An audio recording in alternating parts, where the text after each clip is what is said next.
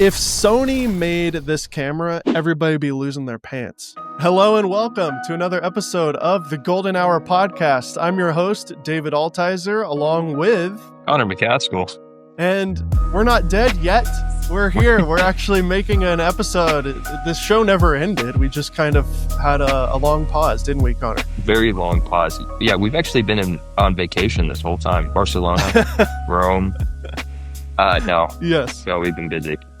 No, I'm a full-time thumbnail artist, and Connor is a full-time YouTuber, and it's not like we wanted to get rid of this show. It's just life has been happening. But I feel like it's time to bring Golden Hour Podcast back for this purpose, because a new camera has arrived onto the scene of the hybrid market. And Connor has had a lot of hands-on and a lot of time with this.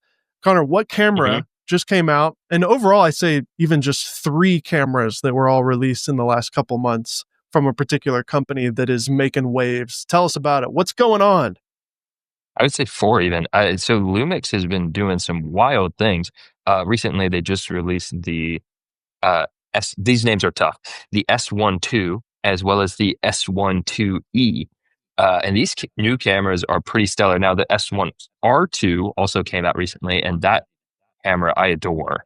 I adore that camera, even with its a few shortcomings that it has. And yeah, I think Lumix is putting out some of their best cameras yet. So Lumix is the brand we're referring to, and we've been using Lumix for a while, ever since the S5 II came out, which has it been 2 years now, Connor, when we went to Japan for the first time?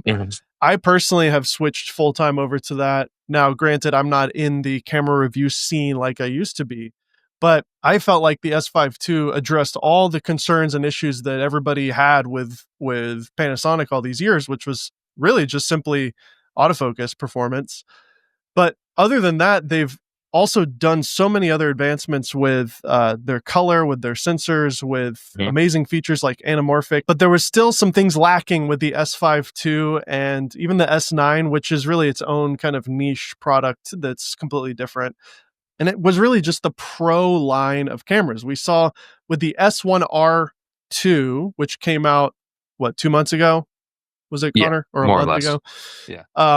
That thing really was like, okay, they're now entering into flagship territory. So give me kind of the rundown, Connor, on just the body that they've now created and the features of that would apply to all 3. And then we could get into the specifics of each individual camera and what your thoughts are on that. But what's the big kind of upgrade that you're feeling is the most interesting with this new body that Lumix has created with the Mark II line, if you will? Yeah. So all 3 cameras, the R, the 2, and the 2E, all share the same housing. Some of the bigger things with just talking about the build itself is definitely that flip tilt screen. It's the same screen that we've seen in the Sony A7R V. It's the same screen that was in the S1H. It was the first time anybody saw something like that. That was before Sony was doing it. But that screen is just perfect because, again, it addresses all of the new age content creators, and we all need those flip screens because literally, like the Nikon Z8 is a fabulous camera, no flip screen. So it's kind of like I can't use it for what I do. A lot of people can, but then a lot of people want the screen to stay on the, in the center of the camera so that while they're using it, their eye line's in the middle. And I totally get that as well. So this is a perfect compromise. And it doesn't sacrifice, I don't think, really too much durability. It still feels like really rugged, which is good. Other things, I guess it's like a more weatherproofed housing. They kept calling it freeze resistant. That's why they flew us to Norway. Although some people speculate that they flew us to Norway because the camera overheats. And it does. We should talk about that. That's with the S1R specifically, not the 2. That could be true, guys. I actually don't know. It's a good conspiracy. And then there's also things like a lock switch. They got tally lights, front record button. It's a solid housing. I don't really have any complaints about it. I would say also the thing that I was wanting was a higher megapixel count, or what would you call it? Just a higher resolution EVF, which they've now they've put basically like best in class EVF. Sony and Canon also have insane EVFs. I think this one is what 5 million dot or something.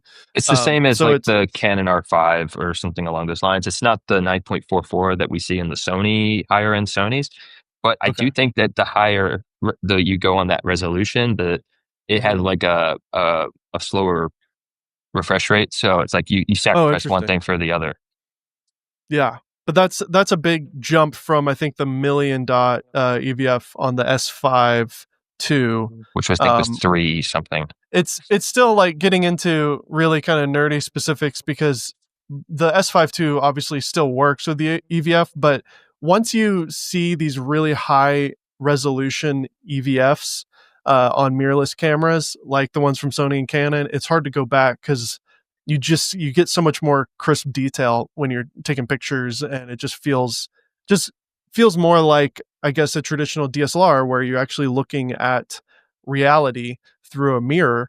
It always felt like with lower resolution EVFs that you're just looking at a screen, which isn't as inspiring, I guess you could say, as a photographer when you're a photographer. Yeah, So having that super high pixel count just makes it all that much better. it feels like there's a barrier between you and what you're actually photographing or filming. So this is, and I think 5.7 is pretty much the sweet spot because I Mhm. like you do notice a difference with the Sony in terms of like resolution, but it's marginal at that point. It's like you reach a certain point and then every upgrade becomes less impactful, Yeah. even if it's still there. But I think 5.7 is right when it becomes like, yeah, this is great. I've got B&H pulled up here. Can you see my screen, Connor? Again, yeah. So I'm looking at the S1 II, and again, all three of these bodies, the S1 II, the S1R II, and the S1E, is that what it is again? Yeah, 2E. S2E? Okay, S1 interesting. 2E. S1 2E. Yeah, They all share the same body, and we're just kind of poking around here. Is it bigger than the S5 body that we're used to? S5 marginally. II, marginally, but it's not really. No. You don't notice, No. and you can definitely tell that the EVF has a bigger kind of I don't know what you call it, Really? like a little view factor there, viewfinder, a Yeah. little bit bigger. And then one of the things that is a nice change is this little switch, the camera video switch. How is that in reality when you're using it? Does it switch back and forth really quickly Yeah, it's and easy. easily? Yeah, you just click it over and then you have S and Q as well if you want to utilize that. I don't utilize it ever. Mhm. Yeah, I don't either. But just photo video. In fact, honestly, if they got rid of S and Q up there and it was just click once, I actually would probably Yeah. prefer that.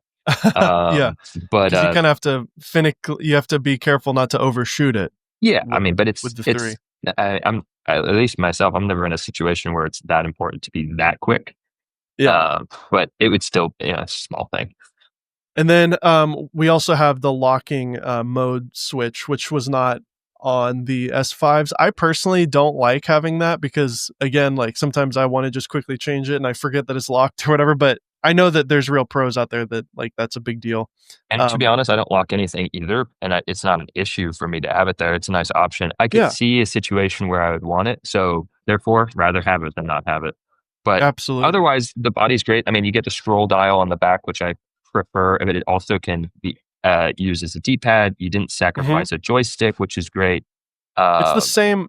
It's the exact same system as the S5 too, other than the little lock switch on the Yeah. left here. And I think they nailed it because I like that the menu button is right there. It's like everything Hmm. can be accessed with Hmm. one hand, basically, except the playback button. And would you say just overall, like the grip and just the feel of it is a little bit better? Is it a little bit more ergonomic than the S5, or is it like pretty much identical It's pretty to much you? identical, except that it is a little slightly larger again, but it's like, it's Okay. so marginal. I think we're not Hmm. talking Canon or Nikon grip here, but we're talking better than Sony. Well, I will say I like the balance that Lumix has done here, where I think their camera, like out of the camera companies out there, obviously Fujifilm and Leica get like the number one spot in terms of most aesthetically pleasing looking cameras, but Lumix out of like Sony, Nikon, Canon has a much better like just look to it, right? I think it kind of has a nice little retro and inspired, but also kind of modern. You're shaking your head. You don't agree with me? I think Sony, Nikon, Canon, Lumix all look very practical. I Yeah, think I think you get different with the ZF and the Fujifilms. I think yeah, Fujifilm. I think that of those course. genuinely look more unique. I think that all the other cameras look pretty the same in my eyes. Yeah, I like the black and red at least. It's got a nice look to it. But Yeah, I I prefer it to be all black. yeah, it would have been cool if they did an X version. Yeah, Um, Cool. And then the other addition to this new lineup is the ability to have the shutter close on the sensor when you take the lens off, which which is great. was a feature that I remember asking Lumix all the time because I thought that was a genius thing that Canon was doing with the RF cameras. I think even with the original EOS R, it was doing that. And that was the first time we saw that. So it's like, why not? Why not cover the sensor when you're changing lenses? And you can actually toggle it on and off depending on what you want, right? Yeah, yeah. So that's the thing that. Great. So I made a video about this camera and I compared it to the Z6 III, and Hmm. because they share the same sensor, allegedly they do. And I'm surprised how many folks were like, "Oh, because I called it a sensor cover." They're like, "It's not a sensor cover. It's just the shutter coming down, and that's so bad because of this and this and this." And I'm like, Yeah, okay, if you really believe that, which I don't, you can turn it off. You can turn it on. It's kind of whatever you need it to be. But I think it's a exactly. great feature. Yeah, it's a great feature. You can turn it off if you want. That's the beautiful thing about Lumix is they give you the options. Hmm. Overall, I think the body is a nice upgrade. Same battery. They've also, instead of SD card, it's one of them is SD card. The other one is what's it called? CFast Express, right? Or CF Express B. CF Express. So, and the reason for that is the higher record speed, right? But one of the features that I love about these cameras is the ability to use an external SSD, similar to how the Blackmagics were doing it back in the day. Hmm. And one of the things that they've added now isn't just the ability to record directly onto it when you're filming, but the ability to, when you're in between shoots or like when you're driving home from your shoot, to plug it into your camera and then basically hit back up on SSD or basically, export to SSD, and all the files that you filmed on just your normal memory card throughout the day on the SD card or the CF Express card, it starts literally backing it up on the drive, as you're driving home. And so you could, in theory, just take it out of your camera when you arrive, plug it into your computer, and start editing right away. It's a really cool feature. Yeah, actually, I didn't remember to talk about that in my video. There's actually a few things that I missed that were pretty major upgrades that it's just too much to talk about. Yeah. One other way that you can do that, which is pretty cool, and I used it when I was on the press trip in Austin, Texas. Um, you can share memory between SD cards between each other. It was a little Oh, cool. Yeah. confusing, but basically it's Hmm. like if I filmed a bunch of stuff and Zach Mayfield was like, "Hey, do you mind if I get that footage?" Instead of having to go back home, put them on the computer, transfer it to SSDs or whatever, I can hand him my card and he can back up my footage into his card. Hmm. And you don't have to do the transfer. That's Same thing cool. with that SSD, but it's a pretty neat feature. Yeah, and I'd say overall, to switch topics from just the body, unless you have any other thoughts on it, it does have a fan too, right? It does They have have a a fan. fan in it. Yeah. Yeah. So again, you don't have to worry too much about overheating, though we can discuss some of your thoughts on that with the S1R in particular, because that one has had some It does. issues with it, I guess. Yeah. But I'd say just overall with Lumix, as we've gotten to know the cameras for the last 2 years, as both you and I have been using the S5 II, and now you and I also just love the S9 camera, the little point and shoot little I do. everyday camera. And I hope they continue to actually make more of that line. An Mhm. S9 II with like some slightly more pro features would actually be incredible. I'm pushing for an S9 RF Oh my gosh, yes. rangefinder. Overall, Lumix, as you guys know, but if you don't know, their software and the things that they give us is just insane. Can you talk Unmatched. about just all of your favorite kind of settings and like just the UI of the Lumix system? Yeah. By the way, I'm talking fast and because I'm in an airport. Yes. Um, You're I, coming home from a shoot, and we I wanted am. to just bang this out real quick before got home, and you had an hour to kill. So we only have probably 20 more minutes left. But Yeah. So I want to get through as much as we can because there's some really great things to talk about. In fact, there's one feature that's coming to these three cameras that's just insane, and you probably have heard of it, but we'll in that for a little later. Yes, the features in terms of the sensor and how all that works is incredible. So one of the things it's actually almost overwhelming is just how many different frame rates, resolutions, and aspect ratios that they allow you to film in. You can scroll on that thing for like a solid minute and a half, just straight rolling through all the different options that you have. This camera has even more than previous ones, which is insane. One of the biggest additions is definitely, in my view, it's the 4:3 mode. I briefly talked about this in my video, but the reason why 4:3 is so particularly interesting is if you're using anamorphic lenses, like a 2x anamorphic, the sides get, especially on some of these budget anamorphics, they get a little bit wild on the side. So you crop those out anyways. You just always end up, punching in, cropping. And by the way, sorry to cut you off, but just for clarity, you're referring to shooting full frame 4:3 because we have had APS-C 4:3 for a while on these cameras. We're now getting full frame. The workaround has been to shoot the open gate mode, which is 3:2, but it's still too wide when you have a 2x lens. You crop the edges off, is what you're referring to. Yeah, thank you for clarifying that. And because it's full frame, that's awesome. But yeah, so you crop off the edges automatically, which is great. And then you get just a little bit of extra. I mean, you're not literally getting extra height because it's the same height of the sensor, but it feels taller, basically. And what's the resolution on the full frame 4:3 on the S1 II? 4.8K. 4.8K? Nice. 4.8K. And so I don't know if there's a 4:3 in the 5.1K. I don't think there is. I think you can do 5.1K 3:2 open gate. Well, for what it's worth, don't know why. ARRI Alexa has been shooting 4K 4:3 on the Alexa Mini, and that was the industry standard for years. So the fact that you're getting a little bit extra resolution is great because you are stretching the image. So you want a little bit, like ideally you'd want like a 6K 4:3 or something like that. But this you is have to have incredible. an 8K sensor for that to be possible. But what does have that is an S1R II. Are they going to do a 4:3 mode? I don't think so. I think that's maybe a processing problem. Maybe they would. I mean, well, I guess it without giving you the extended frame rates, maybe they could do that up to 24, even if it's just 24 frames. But what's also great is in the 4:3 mode and the 5.1K mode, you can do up to 60 frames per second and also toggle in 48, which is what I've been using it for. And this is the first time we've seen with no crop. This is the first time we've seen full frame, open gate, anamorphic support in a small body have higher frame rates. Ever. Period. Not just Lumix. We're talking every other camera manufacturer. Nobody's done it.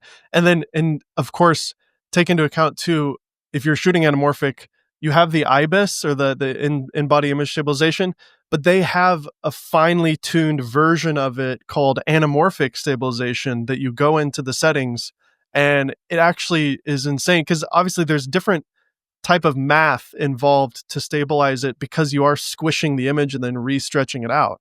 And I don't know what that math is, but the fact that you can literally turn on an anamorphic mode on this is insane. Now, I have a thought. By the way, go ahead. No, I was just saying, and it's good. Like it's one thing to have a feature and then it doesn't work. A lot of cameras do that. What's your go-to like affordable 2x anamorphic lens right now? Because I know you've been shooting on a lot of anamorphics. So I think Blazar has been crushing it right now. I've been using the Kato for 2x, but I a lot of my anamorphic stuff has been the Katos because it's just what I have. I have an 85 and a 50. The 50, 2x? Yeah. Nice. But honestly, are those available to buy now? I think so. Cool. And I think that I personally think that the 1.5 remises and also the new Mantis lenses work really well on this system. I think 2x is great, but I do think it's still, even in the 4:3 mode, it's kind of a lot for a YouTube video.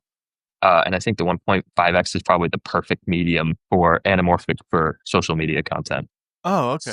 I never would have thought that. I thought 2x would be like the best because that's cinematic, but Well, it is. so you're, But what I like, so this is a key thing, and I mentioned this as well. If you're shooting on a 1.5x anamorphic, like the Remus 33 or whatever, and you're Mhm. shooting in the 4:3 mode, the final output is a 2:1 aspect ratio, Oh, that's what we all like. which is what we all like on YouTube. Exactly. So that's actually a pretty stellar Interesting.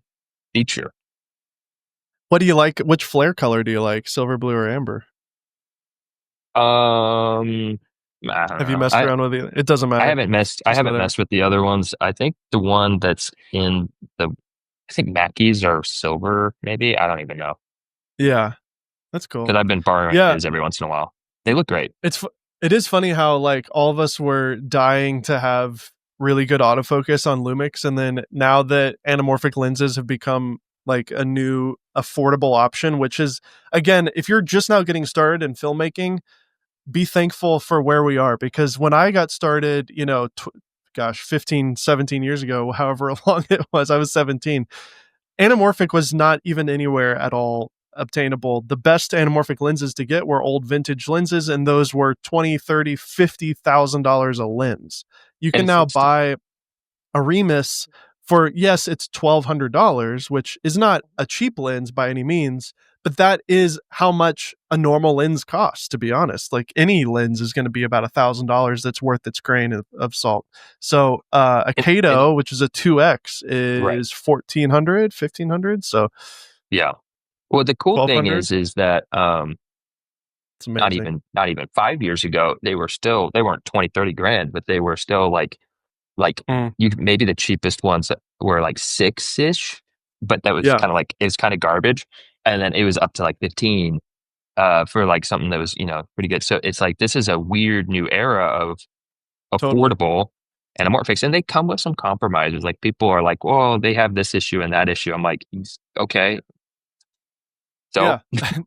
the but that's kind of the in the age of everything being super sharp and super perfect and accurate, having some actual issues with the image, if you will, mhm. give it character and make it feel more human and more interesting. So I personally love anamorphic, and that's a really interesting combo, Connor. I haven't even considered that. The 1.5 on a 4:3 giving you a 2:1 aspect ratio, which is what we post on YouTube because iPhones are a little bit longer than 16:9. Mhm. And so 2:1 on an iPhone, when you switch to horizontal, actually fills your entire phone much better. So let's now transition to specifically the cameras. The newest one is the S1 II. I want to just say this, And 2E. and 2E, yes. If Sony made this camera, everybody would be losing their pants. The problem is Lumix. Like people just have a different like thought. It's all psychology in Mhm. their brain because it's giving us literally everything we've kind of always wanted. That used to be Um, Sony's problem too, by the way. Sony had the same yeah, issue you're that right. Lumix had when it was all Canon, and if it wasn't Canon, it was garbage. Even though Sony was giving us Mm-hmm. all the best features at the time. And it took a second. And then suddenly at some point, it's like a coin flipped. And then everyone was like, Sony's the best. Sony's Yep. awesome. Sony's always been the best. And now we're seeing feel like the same journey with Lumix. Lumix is the underdog now. They've Yeah. been the underdog, but they're the new up and coming underdog. And we're seeing that same resistance to it. It's really interesting. It's like people really have something against Lumix, and I just don't Yeah. get it. And I think it's just one of those things where it's like I get the privilege of trying it, right? If I Yeah. didn't try Exactly. it and I had a Sony camera, the Mm-hmm. FX3, I'd be like, my FX3 is awesome. I don't. Why would I even need Yeah. to look at Lumix and whatever they're doing? But Yeah. I get to try it and get to compare it against the Z8, Z6 III, the FX3, the Sony A7R V, and I'm even the S9, which is like a cheapo whatever It's a fun camera. camera. I'm like, I would take the S9 over all these other cameras. Like Yeah. until you use it and get to have these Mm-hmm. cool features, I don't think people understand why they would ever need them. Well, again, the word need is strong because obviously, I if don't think you so. have a I do not think so. I think need is correct because in the age of social media, open gate's a huge deal. being able to have a Oh, sure, taller sure, sure. frame and being able to slice that up for social media content, I think was a big deal. And then also, if you want to get into, like, let's face it, if you want to get into a more cinematic filmmaking, short film, into whatever career, Yeah, having all these anamorphic features be available in a affordable body, I would say is a need that sure. was not Yeah. being addressed. So I Oh, no, know. no, yeah. I just mean like if you're happy, if you're a very content person with your FX3 and A7S3 system, you don't need to sell everything and switch. You like literally you don't. But I know I hear what you're saying though in terms of like giving us the features that we've been begging for years. Lumix has answered the call of every single.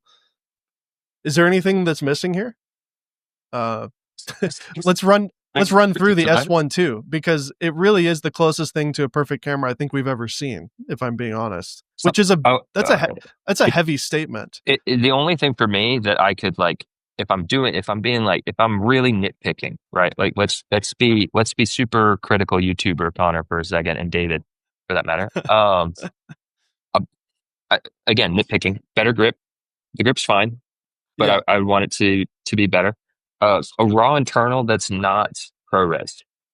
ProRes Okay. RAW is good for Final Cut users. It's good for Premiere users, but DaVinci, which is one of the largest platforms now for editing, can't use it. I don't know if there's a DaVinci problem or if Aren't they that's... doing it with the Atomos? You could use a Ninja and record Blackmagic, can't you? You can, but I'm just saying yeah. internal. So I'm being nitpicky because it's Sure. fine.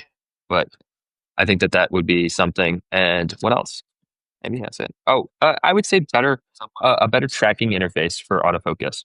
Yeah, I think the actual autofocus. focus is good, but like Mhm. the actual interface, like using Canon, I used Canon recently for a shoot because that's what the guy who hired me uses. So I was using Canon and I'm like, click, and whoop, it tracks it. I'm like, Yeah. that's great. So Yeah, there are a few things. They've solved the technical issues with technically focusing on the thing and locking and having phase detect autofocus. Now they need to work on the UI of that system more.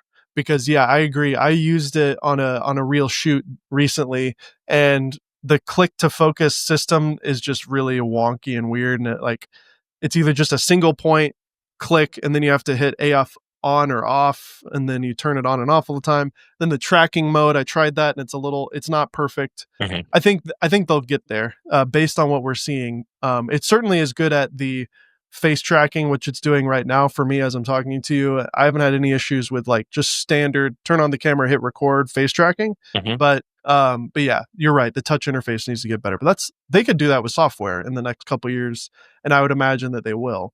I hope so. Can you tell me about I guess people can watch a lot of reviews if they want like granular details here. You have a great review. Are you going to be posting reviews on the cameras themselves in the future as well? Not just the comparison, because you do have a comparison to the Nikon. If I have time, yeah, I think I'm going to make a solo video about the 2E because as Okay. much as the 2 is interesting, and I agree with you that it's probably the closest thing we have to a perfect camera, I think the 2E is interesting, and I'll just go ahead and say why. Because it's $2,500, which is that lower price range. It does raw internal, which again, not the raw I need, but still really good. It has all the features. It's an upgraded 2X basically. If you have the S5 2X, it's that camera, but with slightly better features. But I think this is the ticket. It's going to have ARRI LOGC3 internal. Oh, the E as well. So okay, so yeah, this could be our next topic. So tell me about the ARRI log update that will be coming at some point. So I didn't think this was going to happen. I was completely shocked when they said that it was coming into this camera because they have a partnership with ARRI, right? So we saw this in the GH7. And I didn't think that it was going to come into a full frame camera because I figured ARRI was going to bar that, right? They're like, no full frame budget cameras with ARRI LOGC3 because we want to protect our cinema line. Well, actually, what I was, be careful here because I know some things. What I had learned essentially is that ARRI is looking for a partnership to have a line of cameras with ARRI log so that they can have basically these up and coming filmmakers have a system to use ARRI log, and then they can graduate into a larger camera because they're not going to make budget mirrorless, right? Yeah. So it's actually a really beautiful partnership. And so this is one of the biggest things that I hear is like, oh, so it's an ARRI LUT in your camera, or it's a conversion, like a conversion, like a color space transform. But from my understanding, and I don't work for the companies, I just talk to them. But from my understanding, it's the ARRI engineers. Is that the right word? The ARRI engineers are actually taking the sensor and they are calibrating and putting ARRI LOGC3 into it themselves. So it's certified by ARRI. It's not just like a Blackmagic DaVinci Resolve color space transform. Boom, you're done. So Wow. theoretically, the log curve and how all that works and the color tonalities and stuff like that will all be the same. So that's coming in the 2E and the R2. Really excited to try that in the R2. Oh yeah. But again, I think the 2E is so interesting because it's $2,500. So Totally. imagine But that that raw, ProRes but it raw, isn't anamorphic, and then also ARRI LOGC3.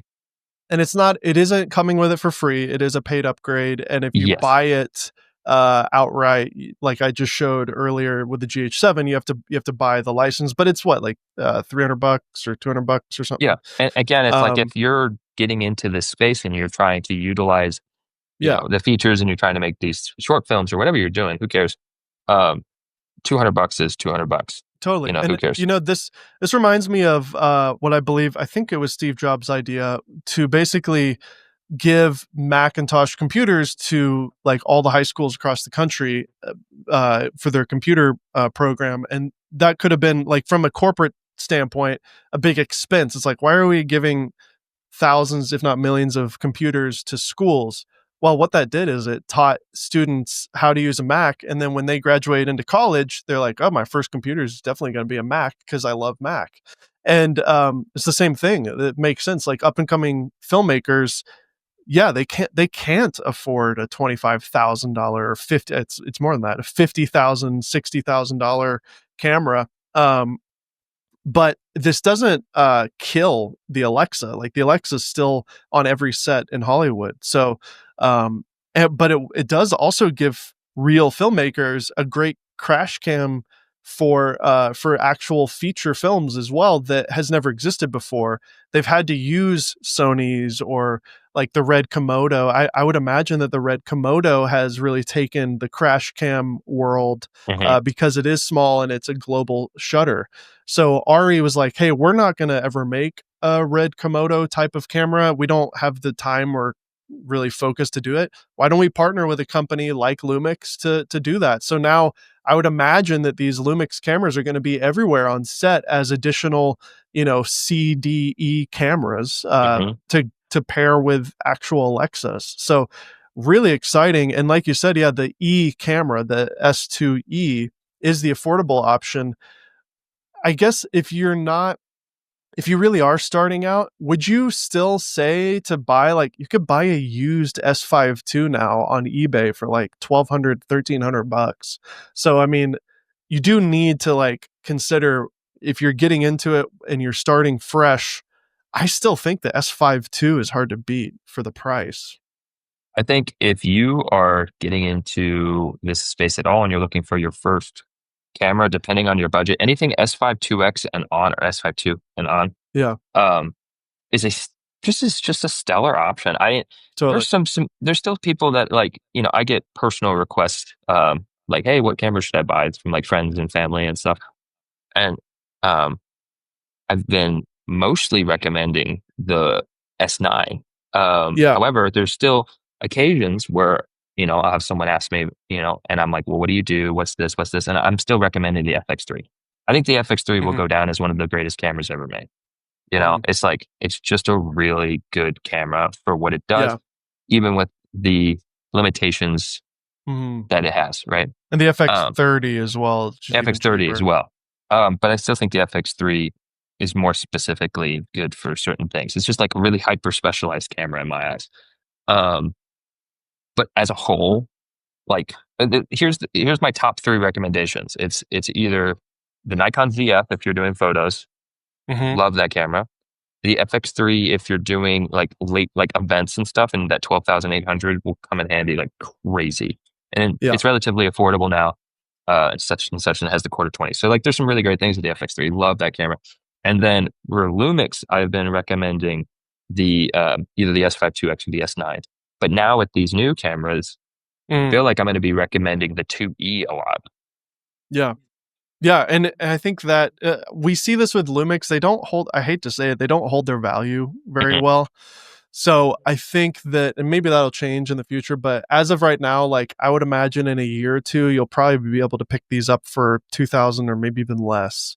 The 2E will probably go on sale in a year and be 1999, I would imagine. And that does, like, we don't need to get into this for this podcast, but that does make me wonder why anybody would buy the GH7. As much as I love Micro Four Thirds, it's $1,900 for the GH7 on sale. It's $2,100 normally. There's a group of folks out there that love the Micro Four Thirds Lumix cameras. That's what that camera was made for. There's certain people. It's like I had the GH4, the GH5, GH5S, and they probably skipped the 6, and then they got the 7. Everyone skipped the 6 for some reason. There's just a group of people that just love that series and that line, and they have the lenses, and that's great. I don't think anyone getting into it should buy that camera, though.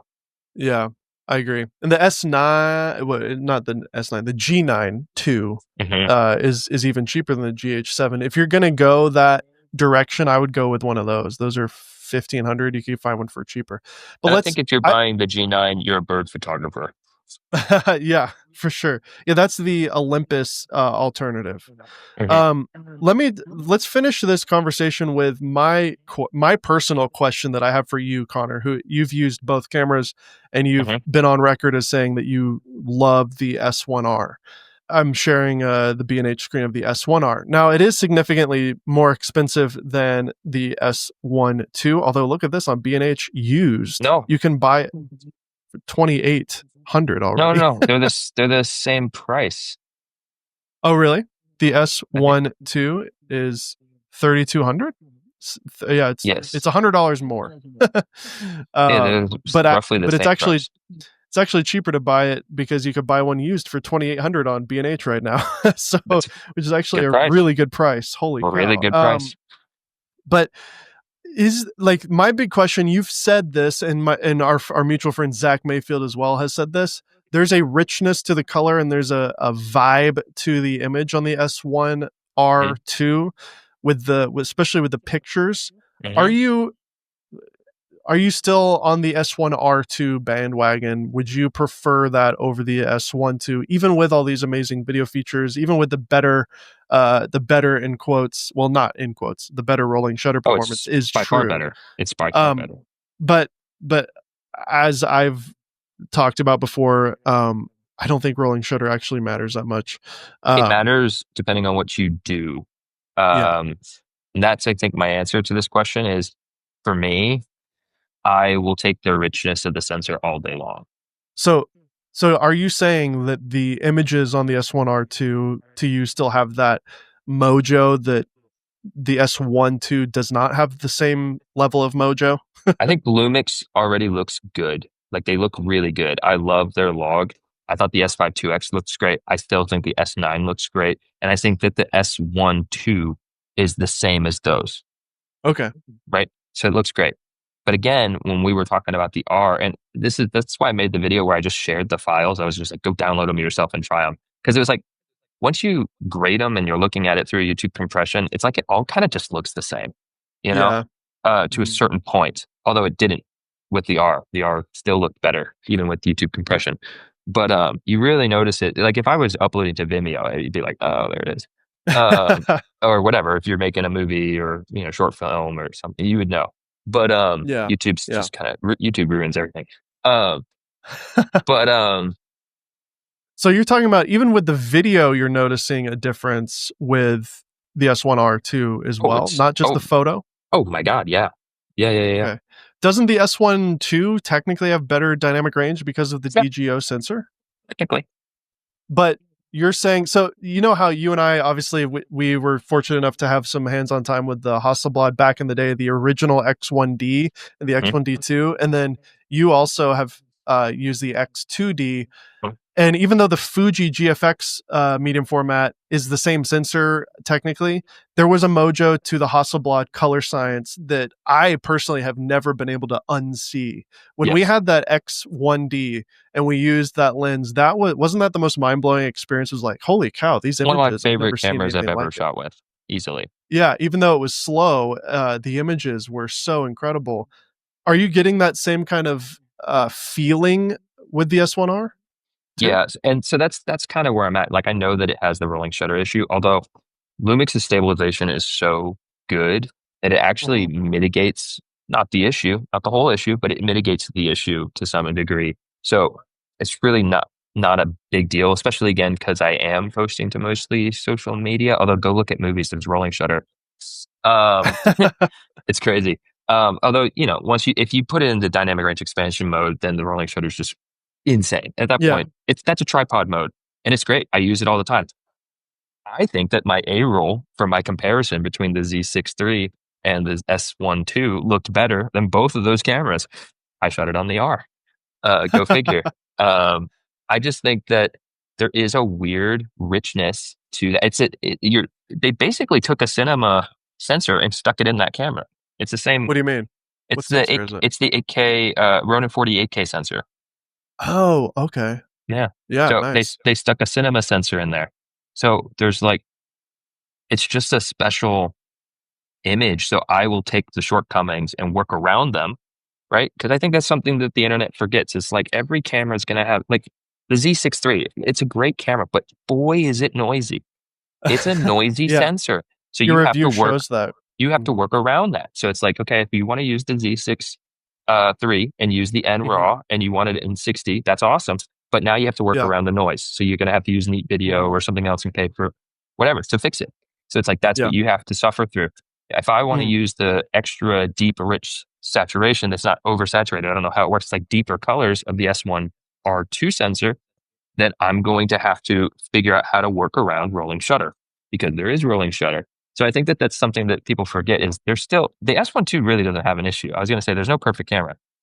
The S1 II really doesn't have an issue, but it's like, well, I guess you could say the tracking focus. So it's like, okay, you got to work around that. But right? I think they'll change that, but you shouldn't buy it based off of that promise. But I can trust, like, out of all the companies out there, Lumix, like Sony was that company for a long time, which made them different than everybody else. They would have these creator meetups and then make a bunch of notes and then make a camera based on those notes. They still do that, but they have a cinema line that's separate from their hybrid camera line, and they're starting to do the Canon thing where they like break things off into these two categories, and they don't kind of give everything because they want you to buy the next thing. Because Lumix has been the underdog for so long, they're basically throwing the kitchen sink at everything. But not only that, I would say beyond them being the underdog, I think the people who work there care a lot about filmmaking in particular. Matt and Sean in particular, who are in charge of Panasonic America, who we've had lots of conversations with, they're both like filmmakers to the core, and they understand our like shortcomings and the things that we're annoyed by, and they seem to really address those things. The fact that the 4:3 mode exists in the S1 II, I heard from Cam that Matthew on stage said you can thank Cam Mackey for this. Like, so the fact that a feature exists in a camera that a YouTuber said I want this and then they did it is like mind blowing. But it's not just because of Cam. It's a real feature that I know filmmakers who shoot on Alexa and shoot on real, cinema cameras, quote unquote, that are shooting anamorphic. They now have an option, especially with the ARRI Log coming soon, that can be a great B or C camera, if not even A camera, to be honest. I think that's it. And also, by the way, Sean and Matt are just genuinely cool human beings too. I was getting some Sean lore. I won't share his life for him, but I was getting some Sean lore on this last trip, and I'm like, oh, you're just cool. Yeah, he lives in Austin, Texas. He's like a total badass. So. Yeah, he really is. So it's like, okay, cool. Yeah. So I mean, that's a side note, but it's just one of those things where it's like, I do think that Lumix is in the perfect position because you're right. They're not protecting any lineup of cameras. That was Canon's big problem. That's why they kind of fell off the wagon all of a sudden. I think Sony's falling prey to that. They're the next Canon. Unless they can fix this, they can alter their course. I mean, like, there's like a weird, they want to not give us everything for some reason. And Lumix isn't afraid to do it. And I think what we're seeing with Lumix, with those few shortcomings in terms of like the tracking focus, which is maybe a big deal for some people. For me, it's not the biggest deal. I mostly film myself for a thing.